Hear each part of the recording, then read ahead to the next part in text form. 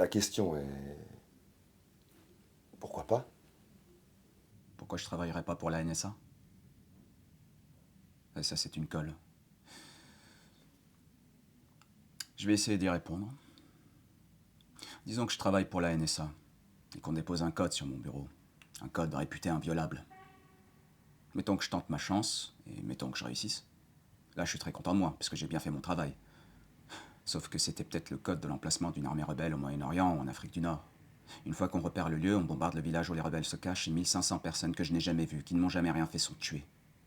Et les politiciens, ils disent envoyer les marines assurer la sécurité, mais ils en ont rien à foutre. C'est pas leurs gosses qu'ils envoient se faire tuer. Comme eux, ils sont planqués dans la garde nationale, ils ont jamais été au feu. C'est un pauvre homme de Boston Sud qui se prend un shrapnel dans le cul. Et quand il revient à la maison, il apprend que l'usine dans laquelle il travaillait s'est exportée dans le pays duquel il vient d'arriver, et que le mec qui lui a filé le shrapnel dans le cul, c'est lui qui a son taf, parce qu'il bosse pour 15 sets par jour sans pause pipi. Il comprend aussi que la seule raison qu'il y avait de l'envoyer là-bas, c'était de mettre en place un gouvernement qui nous vendrait le pétrole pour pas cher. Et les compagnies pétrolières profitent du conflit qu'il y a eu pour faire monter les prix et se faire du même coup un beau petit bénéf. Sauf que ça n'aide pas mon pote qui lui travaille pour des clous.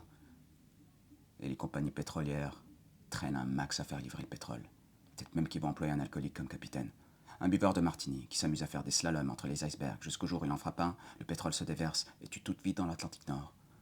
Alors là, mon pote, il est au chômage. Et comme il peut pas se payer de voiture, c'est à pied qu'il se cherche des jobs. Ce qui est pas marrant, parce qu'avec le shrapnel qu'il a dans le cul, il a fini par avoir des hémorroïdes. Et en plus, il crève de faim, parce qu'à la soupe populaire, on lui propose de la morue de l'Atlantique Nord avec de l'huile de moteur. Alors, qu'est-ce que j'en pense? Je pense que je vais attendre une offre meilleure. Je me dis, putain, je ferais bien de tuer mon pote, prendre son job, le filer à son pire ennemi, faire monter les prix, tuer des bébés phoques, fumer de l'air, m'engager dans la garde nationale. Et peut-être que comme ça, je serais élu président.